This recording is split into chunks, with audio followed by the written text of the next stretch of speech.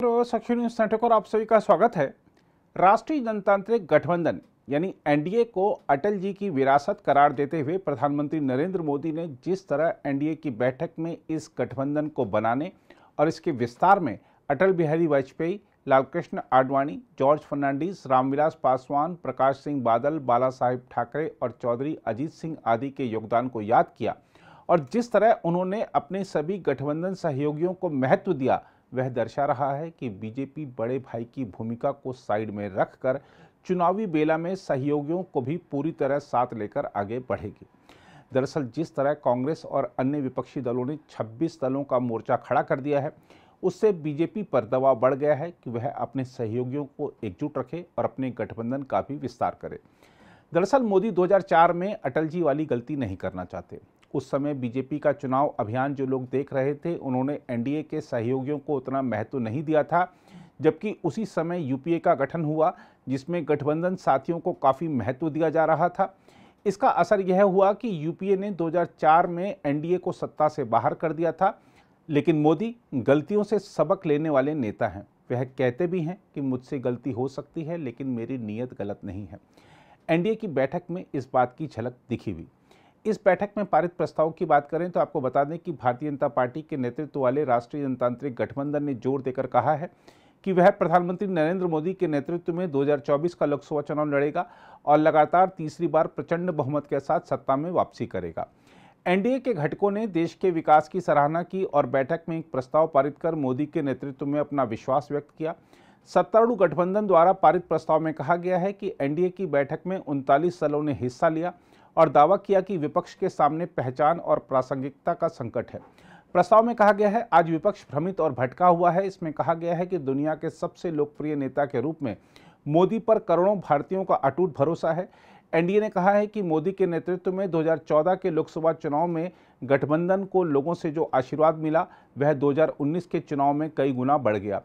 BJP के नेतृत्व वाले गठबंधन ने कहा है, देश विपक्षी दलों के झूठ, अफवाहों और बेबुनियाद आरोपों को खारिज करते हुए एनडीए गठबंधन के नेतृत्व में विश्वास जता रहा है। घटक दलों ने कहा है, एनडीए में शामिल सभी दलों को 2019 में मिले जनादेश से भी बड़ा जनादेश 2024 में हासिल करने के लिए प्रधानमंत्री मोदी के नेतृत्व में पूरा भरोसा है। हम आपको बता दें कि बैठक में शिवसेना अध्यक्ष और महाराष्ट्र के मुख्यमंत्री एकनाथ शिंदे ने प्रस्ताव पेश किया, जबकि ऑल इंडिया अन्ना द्रविड़ मुनेत्र कषगम के पलानीस्वामी और असम गण परिषद के अतुल बोरा ने इसका समर्थन किया। प्रस्ताव में कहा गया, एनडीए के सभी घटक दलों ने संकल्प लिया है कि प्रधानमंत्री मोदी के नेतृत्व में एकजुट होकर लोकसभा चुनाव लड़ेंगे और वह लगातार तीसरी बार भारी बहुमत के साथ देश के प्रधानमंत्री बनेंगे। प्रस्ताव के मुताबिक पिछले 9 वर्षों में एनडीए सरकार ने सेवा, सुशासन और गरीब कल्याण के दृष्टिकोण को सही मायने में साकार किया है। प्रस्ताव में कहा गया है कि सुशासन और विकास की इस यात्रा में सभी वर्गों, क्षेत्रों और समुदायों की भागीदारी रही। इसमें कहा गया है, चाहे वह अटल बिहारी वाजपेयी के नेतृत्व वाली एनडीए सरकार हो या मोदी के नेतृत्व वाली सरकार, इसने हमेशा क्षेत्रीय आकांक्षाओं का सम्मान करते हुए राष्ट्र निर्माण के लिए काम किया है। प्रस्ताव में मोदी सरकार के गरीब समर्थक उपायों की सराहना की गई, जिससे गरीबी में भारी कमी आई है। घटक दलों ने कहा है कि एनडीए सरकार अनुसूचित जाति, अनुसूचित जनजाति, अन्य पिछड़ा वर्ग, महिलाओं और समाज के आर्थिक रूप से कमजोर वर्गों के सामाजिक और आर्थिक उत्थान के लिए प्रतिबद्ध है। गरीबों को सशक्त बनाने के प्रयासों की सराहना करते हुए प्रस्ताव में कहा गया है कि एनडीए के कार्यकाल में दलित रामनाथ कोविंद और आदिवासी द्रौपदी मुर्मू को देश का राष्ट्रपति बनाया गया। दूसरी ओर बैठक में प्रधानमंत्री नरेंद्र मोदी की ओर से दिए गए संबोधन की बात करें तो आपको बता दें कि उन्होंने राष्ट्रीय जनतांत्रिक गठबंधन को क्षेत्रीय आकांक्षाओं का ऐसा खूबसूरत इंद्रधनुष करार दिया जो देशवासियों के लिए समर्पित है और कहा कि वहीं इसके मुकाबले के लिए बना विपक्षी दलों का गठबंधन मजबूरी का गठबंधन है जो भ्रष्टाचार और परिवारवाद की नीति पर आधारित है। वैसे बहुत आभारी हूं। एक तरह से एनडीए श्रद्धेय अटल जी की एक और विरासत है जो हमें जोड़े हुए है। एनडीए के निर्माण में आडवाणी जी ने भी बहुत अहम भूमिका निभाई थी और वो आज भी हमारा मार्गदर्शन कर रहे हैं। हमारे प्रकाश सिंह बादल जी हों, बाला साहब ठाकरे जी हों, जॉर्ज फर्नांडीज जी हों, रामविलास पासवान जी हो, अजीत सिंह जी हो, शरद यादव जी हो, सभी ने अपनी अपनी तरह से एनडीए को मजबूती देने का काम किया। आज प्रकाश सिंह बादल जी और बाला साहब ठाकरे जी के सच्चे अनुयायी भी हमारे बीच में हैं। हाल में ही एनडीए के गठन के 25 साल पूरे हुए हैं। ये 25 वर्ष देश की प्रगति को गति देने और क्षेत्रीय आकांक्षाओं को पूरा करने के रहे हैं। यानी राज्यों के विकास से राष्ट्र का विकास, इस मंत्र को एनडीए ने निरंतर सशक्त किया है। इस यात्रा में जो पुराने साथी रहे हैं, मैं उनका तहे दिल से अभिनंदन करता हूं। भविष्य की यात्रा के लिए जो नए साथी आए हैं, मैं उनका हृदय से स्वागत करता हूं। साथियों, एनडीए के 25 वर्षों की इस यात्रा के साथ एक और सुखद संयोग जुड़ा है। ये वो समय है जब हमारा देश आने वाले 25 वर्षों में एक बड़े लक्ष्य की प्राप्ति के लिए कदम बढ़ा रहा है। ये लक्ष्य विकसित भारत का है, आत्मनिर्भर भारत का है। कोटि कोटि भारतीय आज नए संकल्पों की ऊर्जा से भरे हुए हैं। इस महत्वपूर्ण कालखंड में एनडीए की बहुत बड़ी भूमिका है। एक तरह से ये नई ऊर्जा से भरी हुई त्रिशक्ति है। एन से न्यू इंडिया के लिए, डी से डेवलप्ड नेशन के लिए, ए से aspiration of people and reason के लिए। आज देश का गरीब, देश का मध्यम वर्ग, देश के युवा, महिलाएं, दलित, पीड़ित, शोषित, वंचित, आदिवासी, सभी का विश्वास एनडीए पर है। हमारे जो समाजशास्त्री हैं, राजनीति शास्त्री हैं और अर्थशास्त्री हैं, वो भी भारत के विकास के लिए एनडीए को एक पॉजिटिव फोर्स के रूप में देख रहे हैं। हमारा संकल्प पॉजिटिव है, एजेंडा पॉजिटिव है, भावना पॉजिटिव है और हमारा रास्ता भी पॉजिटिव है। मैं अक्सर कहा करता हूं कि सरकारें बहुमत से बनती हैं, लेकिन देश सबके प्रयास से चलता है। इसलिए आज जब हम विकसित भारत के निर्माण में जुटे हैं, तब एनडीए सबका प्रयास की इस भावना का प्रतिनिधित्व कर रहा है। साथियों, हमारे देश में राजनीतिक गठबंधनों की एक लंबी परंपरा रही है, लेकिन जो भी गठबंधन नेगेटिविटी के साथ बने, वे कभी भी सफल नहीं हो पाए।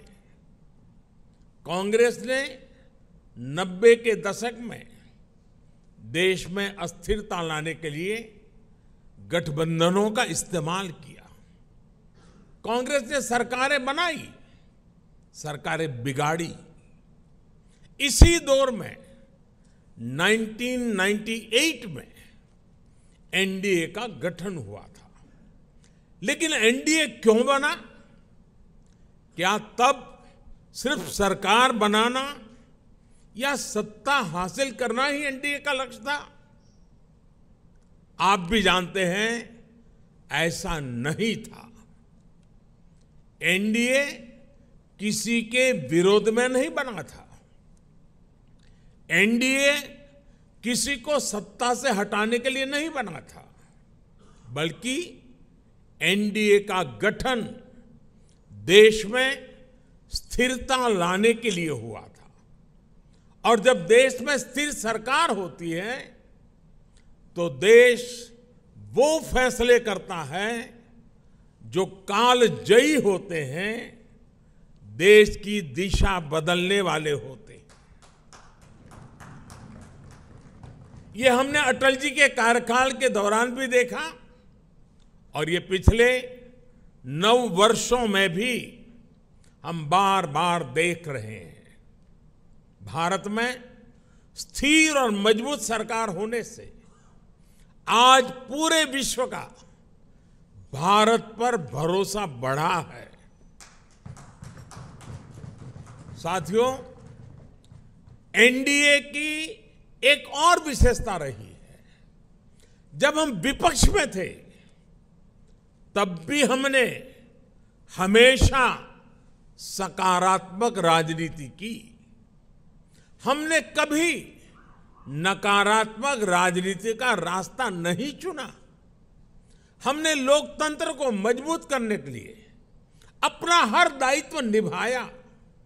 हमने विपक्ष में रहकर सरकारों का विरोध किया, उनके घोटालों को सामने लाए, लेकिन कभी जनादेश का अपमान नहीं किया। हमने सरकारों का विरोध करने के लिए कभी भी विदेशी मदद नहीं मांगी।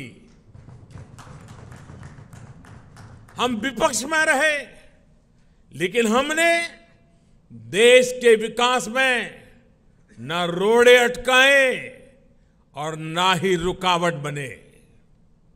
आजकल हम देखते हैं कि केंद्र सरकार की योजनाओं को विपक्ष की कई राज्य सरकारें अपने यहां लागू नहीं होने देती।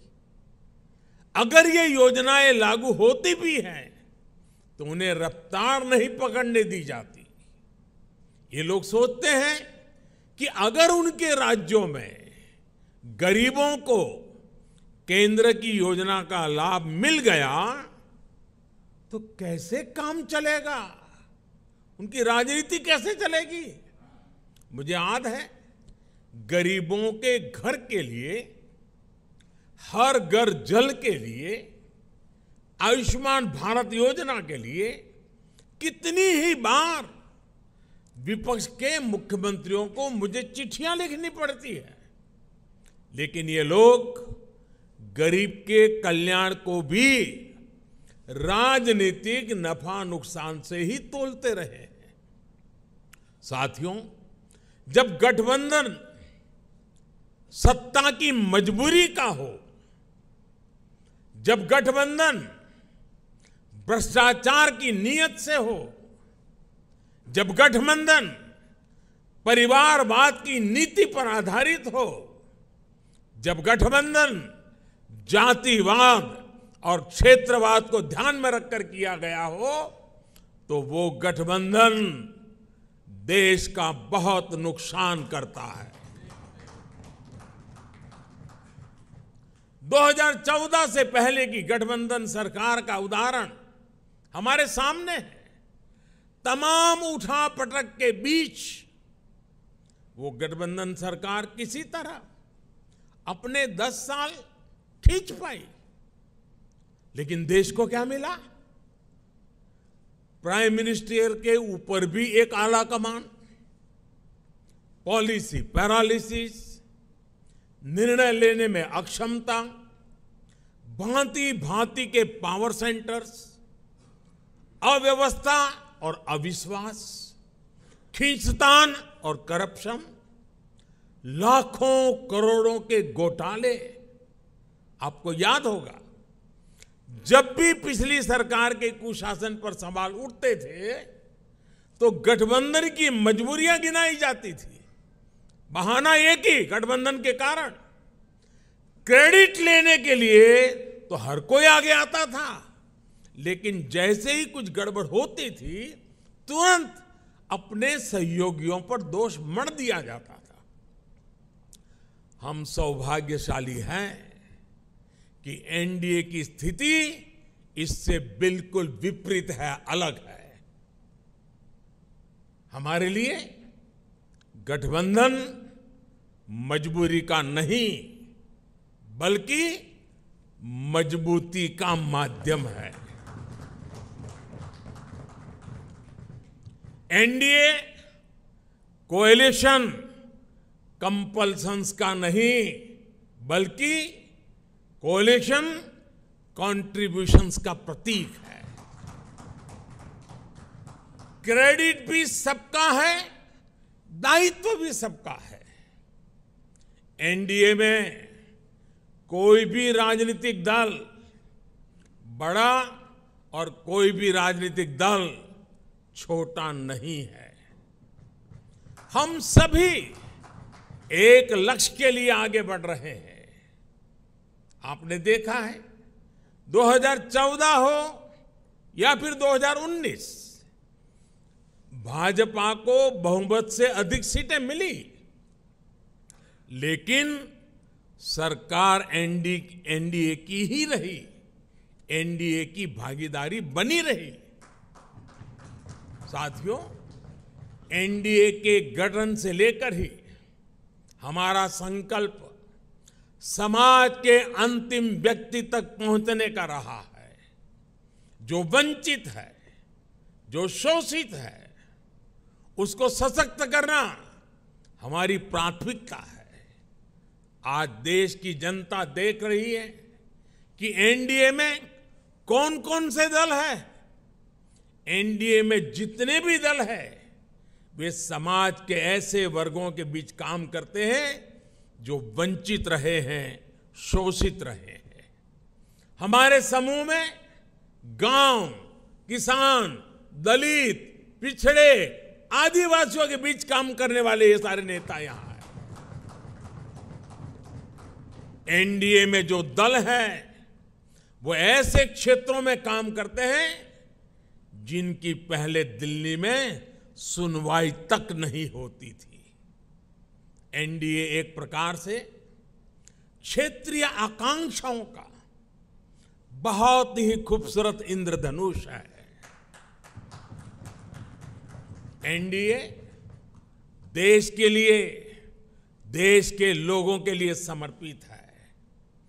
एनडीए की विचारधारा है nation first, security of nation first. NDA की विचारधारा है प्रोग्रेस फर्स्ट। एनडीए की विचारधारा है एम्पावरमेंट ऑफ पीपल फर्स्ट। साथियों, आपको याद होगा एनडीए की बैठक में हमने संकल्प लिया था कि हम देश की गरीबी को गरीबों की ताकत से ही गरीबी को परास्त करेंगे। इसलिए इन वर्षों में हमारा सबसे ज्यादा जोर गरीबों को सशक्त करने पर रहा। हमने श्रमयोगी को सम्मान दिया, डिग्निटी ऑफ लेबर पर बल दिया। हमने गरीब को सुरक्षा का एहसास दिया। हमने गरीब को यह विश्वास दिया कि आपके हर प्रयास के पीछे एनडीए सरकार एक भरोसेमंद साथी की तरह आपके साथ खड़ी है। जैसे किसान को अगर सही बीज और खाद पानी मिल जाए तो वो पैदावार का रिकॉर्ड बना देता है, वैसे ही हमने गरीबों को सशक्त करने के लिए उन्हें हर संभव मदद की। इसका परिणाम क्या आया? अभी नीति आयोग की सबसे ताजा स्टडी आई है, आप में से कुछ मित्रों ने उसका उल्लेख भी किया। इस स्टडी के मुताबिक 2015-16 के बाद के 5 वर्षों में ही 13.5 करोड़ लोग गरीबी रेखा से बाहर आ गए हैं। इसके पूर्व वर्ल्ड बैंक की रिपोर्ट के समय सामने आया कि कैसे बहुत कम समय में ही 40-42 करोड़ लोगों ने गरीबी को परास्त किया है। आईएमएफ के मुताबिक एक्सट्रीम पॉवर्टी यानी अति गरीबी भी भारत में खत्म होने की कगार पर है। ये आईएमएफ का रिपोर्ट कह रही है। साथियों, यहां एनडीए के आप सभी साथी तो जमीन से जुड़े लोग हैं। आप देखिए, जब किसी गरीब को पक्का घर मिलता है तो ये सिर्फ एक छत की जरूरत पूरा नहीं करता, बल्कि ये उस परिवार को सुरक्षा कवच देता है, उसके सपनों को पंख देता है। जब गरीबों को बैंक लोन देने के लिए सरकार अपनी तरफ से गारंटी देती है, तब उनको एक साथी मिलता है, एक सहारा मिलता है। और ऐसे में प्रगति के लिए, तरक्की के लिए उनके प्रयास 2 गुने हो जाते हैं। जब गरीब को हम मुफ्त इलाज का भरोसा देते हैं तो उससे एक परिवार ही नहीं बल्कि उसके आने वाली पीढ़ियों का भविष्य भी सुरक्षित हो जाता है। आप सभी जानते हैं कि पहले जब गरीब परिवार में बीमारी आती थी तो उसके पास 2 ही विकल्प होते थे, या तो अपनी आंखों के सामने अपनों को जीवन के लिए संघर्ष करते देखें, या फिर मकान, दुकान, खेत, खलिहान जो भी थोड़ा बहुत पास में हो उसे बेचें या गिरवी रखें।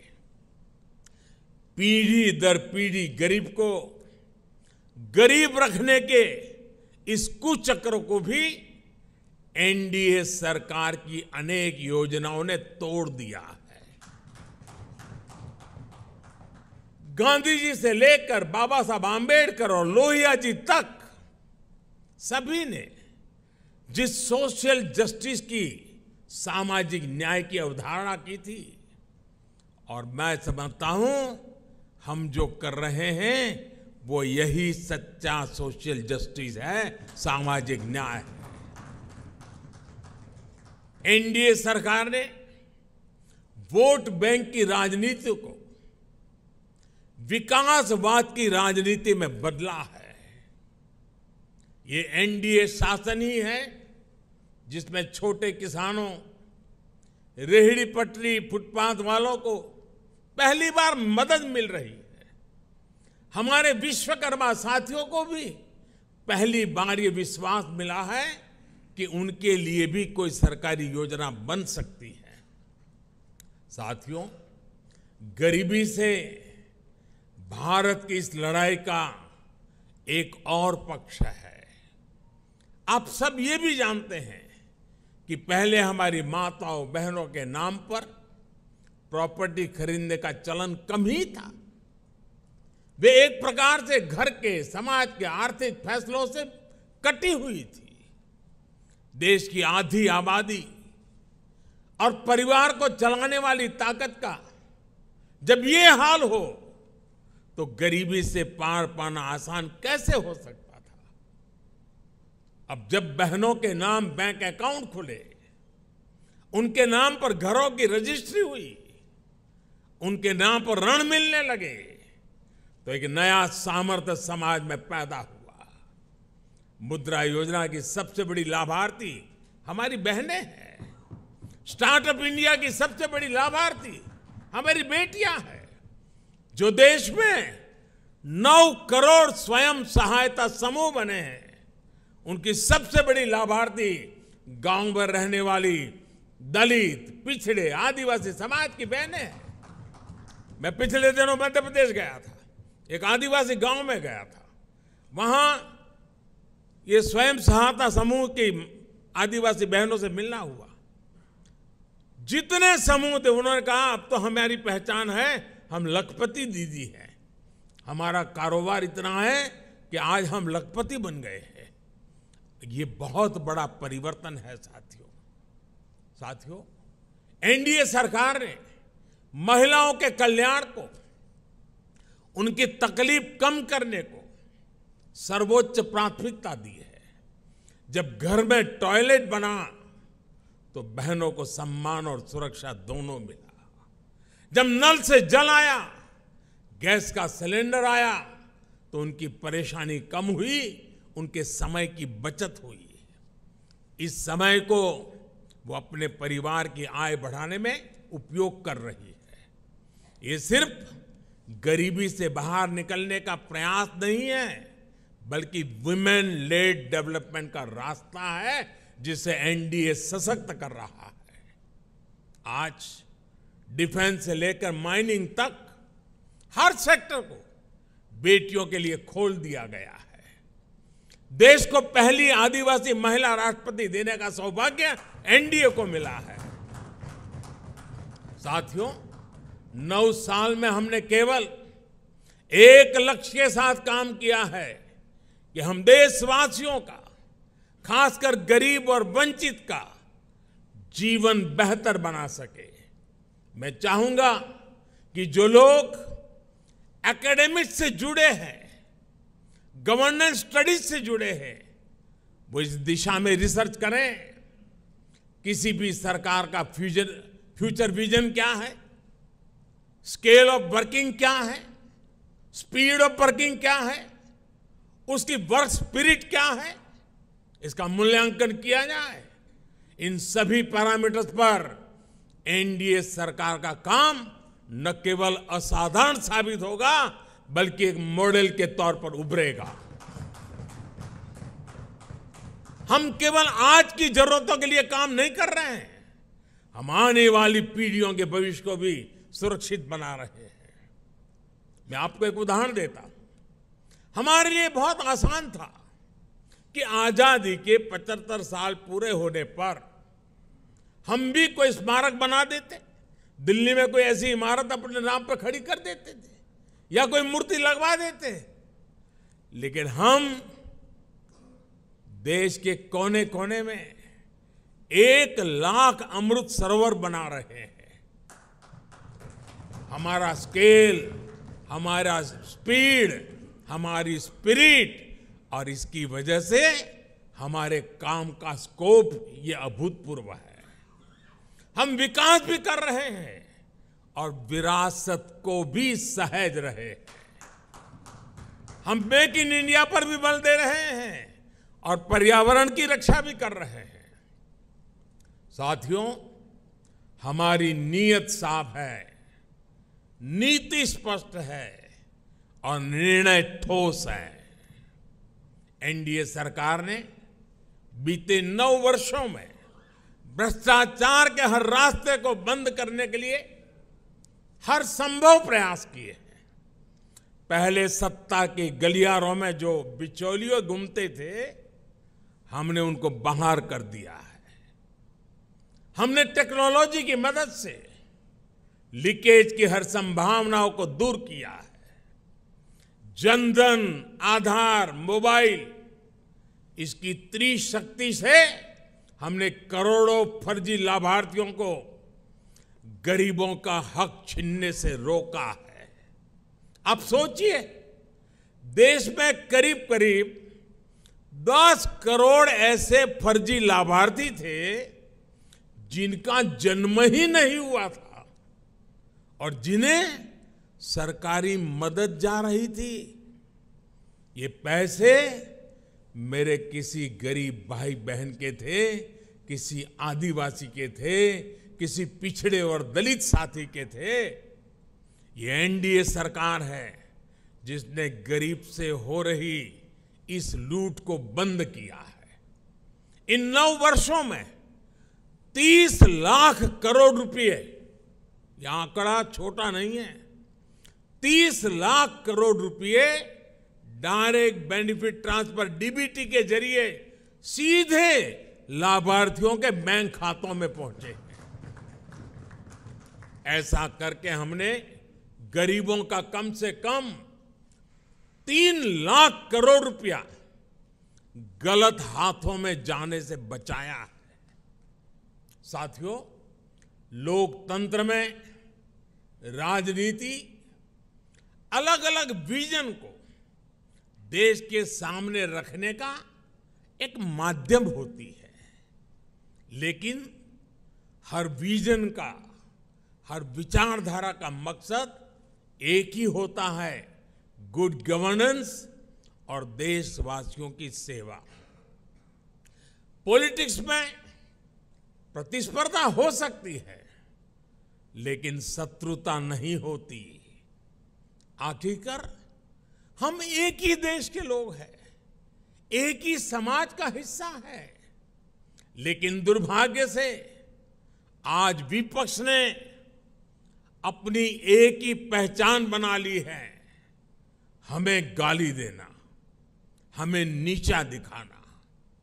बावजूद इसके हम एनडीए के सभी साथियों ने हमेशा देश को दलों के हित से ऊपर रखा है। हमने राजनीतिक सौहार्द और शालीनता को बनाए रखने के लिए प्रयास किए हैं। ये एनडीए सरकार ही है जिसने प्रणब दा को भारत रत्न दिया, जो जीवन भर कांग्रेस में रहे थे, लेकिन हमें उन्हें ये सम्मान देने में संकोच नहीं किया। ये एनडीए सरकार ही है जिसने मुलायम सिंह यादव, शरद पवार, गुलाम नबी आजाद, तरुण गोगोई, एमसी जमीर, मुजफ्फर बेग, ऐसे अनेक नेताओं को जो राजनीतिक दृष्टि से हमारे साथ नहीं है, हमारे खिलाफ है, हमने पद्म सम्मान दिया है उन लोगों को। ये नेता भी कभी बीजेपी या एनडीए में नहीं थे, लेकिन हमने देश सेवा में उनके लंबे योगदान को स्वीकार किया, उसे सराहा, उन्हें सम्मानित किया। लोकतंत्र की ये मूल भावना एनडीए की कार्यशैली में आपको हर जगह दिखेगी। इस समय भारत G20 समिट को होस्ट कर रहा है। इससे जुड़े आयोजन देश के हर राज्य में, हर हिस्से में हो रहे हैं। हमने इन आयोजनों को वेन्यू तय करते समय कभी ये नहीं सोचा कि किस राज्य में कौन सी पार्टी की सरकार है। कोरोना के समय भी मैंने लगातार सभी राज्यों के मुख्यमंत्रियों के साथ व्यक्तिगत संवाद किया, मीटिंग की। कौन मुख्यमंत्री किस पार्टी का है, ये विचार कभी हमारे बीच नहीं आया। इसी तरह आप उन दिनों को भी याद करिए जब भाषा, लैंग्वेज लोगों को बांटने के एक टूल के तौर पर इस्तेमाल होती थी। लेकिन एनडीए सरकार की सोच देखिए। एनडीए सरकार ने मातृभाषा को बल देना शुरू किया और आज भाषाओं के माध्यम से, मातृभाषा के माध्यम से मेरे युवा डॉक्टर और इंजीनियर बने, इसका अवसर देने का जरिया भाषा बन रही है। हमने हमारी विरासत को, धरोहरों को ग्लोबल बनाने के लिए लगातार प्रयास किए हैं। यहां पर कई हमारे साथियों ने इसका उल्लेख किया। आज योग वैश्विक एकता का एक माध्यम बन गया है। आज मिलेट्स एक ग्लोबल ट्रेंड बन रहा है। श्री अन्न की चर्चा हो रही है और इसका लाभ हमारे हर क्षेत्र के छोटे छोटे किसानों को मिल रहा है।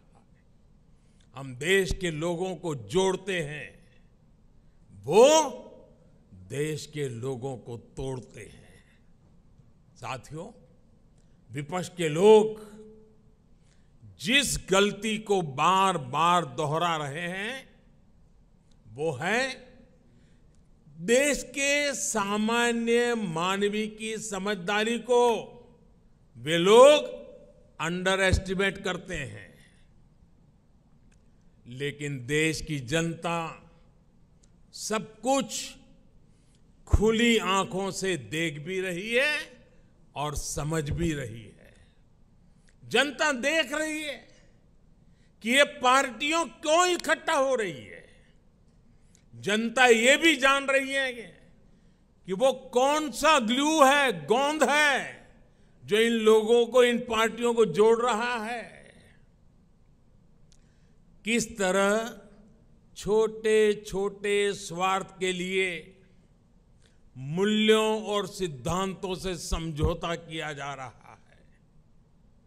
लोग देख रहे हैं कि केरल में लेफ्ट और कांग्रेस एक दूसरे के खून के प्यासे हैं, लेकिन बेंगलुरु में दोनों पार्टियों के नेता हाथ में हाथ डालकर मुस्कुरा रहे हैं। लोग देख रहे हैं कि बंगाल में लेफ्ट और कांग्रेस के नेताओं पर, उनके कार्यकर्ताओं पर टीएमसी हमले कर रही है, लेकिन इनके नेता टीएमसी के खिलाफ कुछ भी बोलने से बच रहे हैं। इसलिए देश के लोग कह रहे हैं कि गलबहियां मिशन नहीं है, मजबूरियां है। इनकी सच्चाई आपको दूसरे राज्यों में भी दिखाई देगी। नेशनल कॉन्फ्रेंस के नेता और पीडीपी के नेता एक दूसरे को कैसी कैसी गालियां देते हैं। आरजेडी और जेडीयू के लोग कैसे कैसे शब्दों से एक दूसरे को नवाजते थे।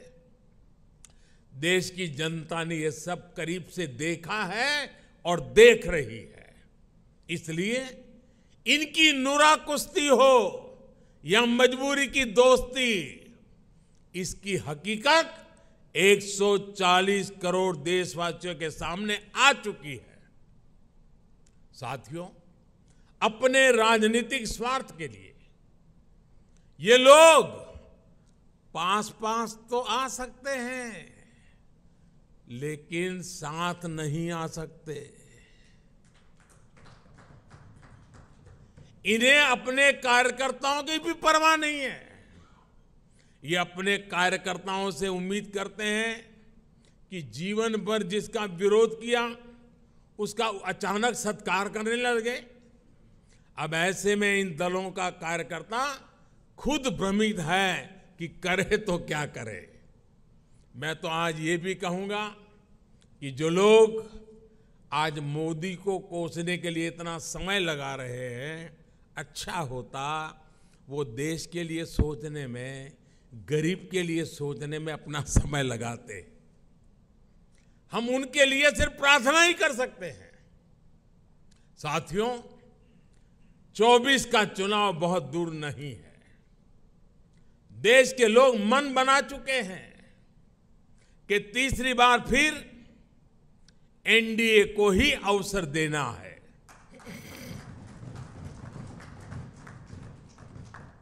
देश का मन आप जानते हैं, लेकिन विदेश का मन भी बहुत कुछ संकेत दे रहा है। आमतौर पर जब भी किसी देश में चुनाव का समय निकट आता है तो उसका बहुत बड़ा असर उसके वैश्विक संबंधों पर भी होता है। हर एक को लगता है कि भाई अब तो चुनाव का वर्ष है, अभी इस सरकार के साथ अभी रहने दो, एक बार चुनाव हो जाए, नई सरकार आएगी तब सोचेंगे। स्वाभाविक है। कोई भी दूसरा देश उस सरकार के साथ जो चुनाव बिल्कुल निकट हो वहां संबंध बनाने से पहले, संवाद करने से पहले 100 बार सोचता है। फॉरेन कंट्रीज हमेशा चुनाव के नतीजों का इंतजार करते हैं। लास्ट ईयर जब होता है तो सोचते हैं कि भाई एक बार चुनाव नतीजा आ जाना तो फिर देखेंगे। जो सरकार जाने वाली होती है उस पर कोई भी देश अपना टाइम और एनर्जी इन्वेस्ट नहीं करना चाहता। लेकिन इस समय भारत का मामला कुछ अलग है। सबको पता है कि हमारे यहाँ कुछ महीनों में चुनाव होने वाले हैं, फिर भी अनेकों महत्वपूर्ण देश, चाहे अमेरिका हो, फ्रांस हो, ऑस्ट्रेलिया हो, जापान हो, यूएई हो, यूके हो, सब एनडीए सरकार के प्रतिनिधियों को इनवाइट कर रहे हैं। तमाम देश भारत को मान और सम्मान दे रहे हैं। कितने ही देश भारत के साथ बड़े बड़े और वो भी दूरगामी समझौते कर रहे हैं। ऐसा इसलिए क्योंकि वो भी जानते हैं कि भारत के लोगों का भरोसा एनडीए पर है। यानी भारत में जनमत किसके साथ है, ये दुनिया के देशों को भी पता है। साथियों, एनडीए का विस्तार सिर्फ संख्या या भौगोलिक विस्तार का नहीं है। ये भारत एनडीए का जो विस्तार है, ये हमारे प्रति विश्वास का दायरा भी बढ़ा रहा है। जनता एनडीए की हिस्ट्री और केमिस्ट्री दोनों को देख रही है, तभी तो हमारा गणित भी बड़ी आसानी से जुड़ता है। आप देखिए, 2014 में एनडीए को देश ने लगभग 38% वोट दिए थे 2014 में, लेकिन 2019 में हमारे देश सेवा भाव को देखते हुए देश ने हमें 45% वोट दिए। और आपको जानकर के खुशी होगी, इनमें 225 से अधिक सीटें ऐसी थी जो हम जीत करके आए, 225 से अधिक सीटें जहां 50% से अधिक वोट शेयर एनडीए को मिला है। एनडीए का हर सहयोगी जो मेहनत कर रहा है, उससे तय है कि 24 में एनडीए का वोट शेयर 50% से भी ऊपर जाएगा। आपकी मेहनत रंग लाने वाली है, मैं विश्वास से कहता हूं। आपकी मेहनत बेकार नहीं जाएगी। देश की जनता को आपके सबके नेतृत्व पर भरोसा है। पूरे देश में हमारे अनेक साथी एक बड़ी ताकत बनकर उभरेंगे। हम हर भूभाग, हर वर्ग, हर समाज को विकसित भारत के मिशन से जोड़ेंगे। साथियों, हमें विकास के मुद्दे पर ही जनता के पास जाना है। हमारा एक ही लक्ष्य है, विकास, भारत का विकास। भारत के कोटि कोटि लोगों की आशा आकांक्षा ही हमारा एजेंडा है। हम पूरी शक्ति लगा देंगे, हम मेहनत करेंगे, ईमानदारी से काम करेंगे, और यही हमारी गारंटी है। और लाल किले से मैंने कहा था, यही समय है, सही समय है। आज देश में एक माहौल बन चुका है। देश का आत्मसम्मान और आत्मविश्वास आज अभूतपूर्व ऊंचाई पर है। जैसे कोई इमारत बनाने से पहले नींव का निर्माण होता है, वैसे ही पिछले 9 वर्षों में नए भारत की एक मजबूत नींव का निर्माण हो चुका है। इस मजबूत नींव पर हम सभी को नए भारत का, आत्मनिर्भर भारत का, विकसित भारत का निर्माण करके ही रहना है। और आपने मुझ पर इतना विश्वास रखा है, इतना प्रेम बरसाया है, इतना स्नेह किया है। मैं आपको विश्वास दिलाता हूं और आपके माध्यम से मैं देशवासियों को विश्वास दिलाता हूं कि मैं अपने परिश्रम में, अपने प्रयासों में कहीं कोई कमी नहीं रहने दूंगा। मुझसे गलती हो सकती है, लेकिन बदनीयत से मैं दूर रहूंगा। बदनीयत से कोई काम नहीं करूंगा। और साथियों, मेरा जीवन आप देखते हैं, देश देख रहा है। मेरे शरीर का हर कण, मेरे समय का हर क्षण देश को ही समर्पित है।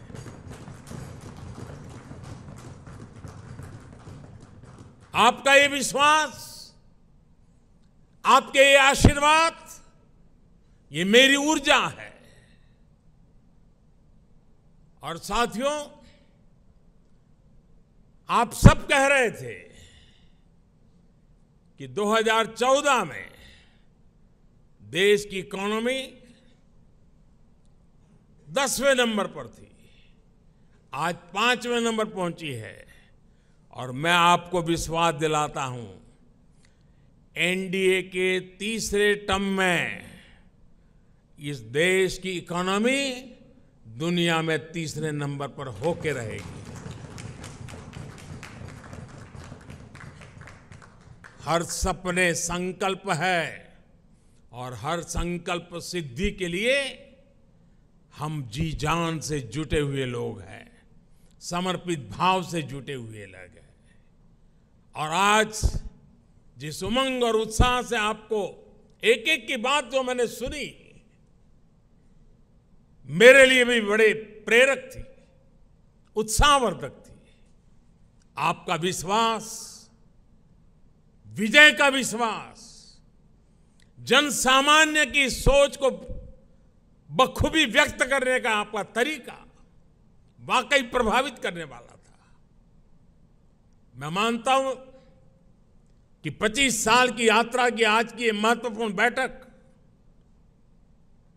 25 साल बाद देश जब 100 साल की आजादी मनाएगा, हमारे सामने भी 25 साल का नक्शा है। दोस्तों, देश जब अमृत महोत्सव मना रहा है तो हमें सेवा करने का मौका मिला है। और आप लिख के रखिए, यही लोग हैं, यही लोग हैं।